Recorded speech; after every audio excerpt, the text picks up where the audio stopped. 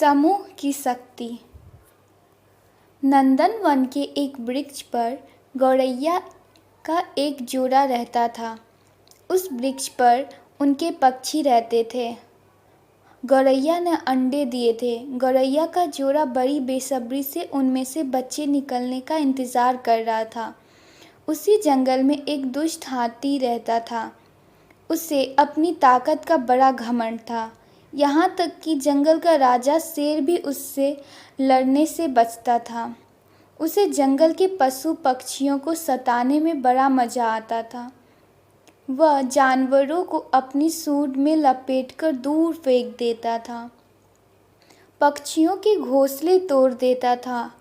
यहाँ तक कि पेड़ की डाल पर बैठे चिड़ियों को देखकर वह डाल ही तोड़ देता था। इसी तरह एक दिन उसने गौरैया दंपति को पेड़ की डाल पर प्रेम पूर्वक बैठा देखा तो उससे रहा नहीं गया। उसने अपनी सूंड में फंसाकर वह डाल ही तोड़ डाली। गौरैया का जोड़ा तो किसी प्रकार बच गया, लेकिन सारे अंडे जमीन पर गिरकर टूट गए। गौरैया दंपति को अपार दुख हुआ। दुख और क्रोध से गौरैया रोने लगी।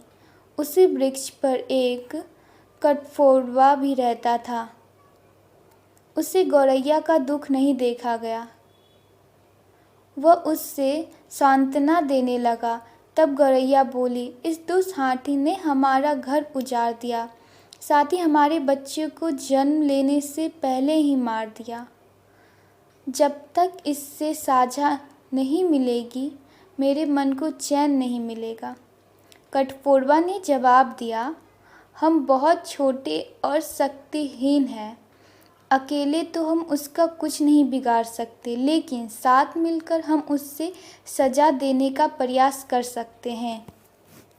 एक मक्खी मेरी मित्र है। मैं उससे बात करता हूँ। वह हमारी सहायता अवश्य करेगी। कठफोड़वा गौरैया जोड़े के साथ मक्खी के पास गया। सारी बात सुनकर मक्खी ने कहा, मैं तुम्हारी सहायता के लिए तैयार हूँ, लेकिन मेरे पास कोई योजना नहीं है। एक मेढक मेरा मित्र है। वह बहुत बुद्धिमान है। हम उसके पास चलते, वह ज़रूर कोई न कोई उपाय करेगा। सब लोग मेढक के पास पहुँचे। उसने सारी बात सुनाई और बोला, यह सच है कि वह हाथी बहुत ताकतवर है। जंगल का राजा भी उससे भिड़ने से संकोचता करता है, लेकिन समूह में शक्ति होती है। साथ मिलकर बड़े से बड़े शक्तिशाली को भी हराया जा सकता है। मेरे पास एक योजना है। अगर हम उसके अनुसार काम करें तो हम उसे दंड दे सकते हैं। दूसरे दिन जब हाथी एक पेड़ के नीचे आराम कर रहा था, तभी योजना अनुसार मक्खी उसके कान के पास जाकर मधुर स्वर में गीत गाने लगी। मदमस्त होकर हाथी ने अपनी आँख बंद कर ली। कठफोड़वा इसी के इंतज़ार में था। उसने अपनी नुकीली चोंच से हाथी की दोनों आँखें फोड़ दी। हाथी अंधा हो गया। उसे प्यास लगी। उधर पानी की तलाश करने लगा। उसी समय मेढक एक गहरे सूखे गड्ढे में पास बैठकर टर्टर करने लगा। हाथी को लगा कि उस जगह तालाब है। वो पानी पीने के लिए आगे बढ़ा और गड्ढे में गिर गया। गड्ढा इतना गहरा था कि हाथी उसमें से निकल नहीं पाया,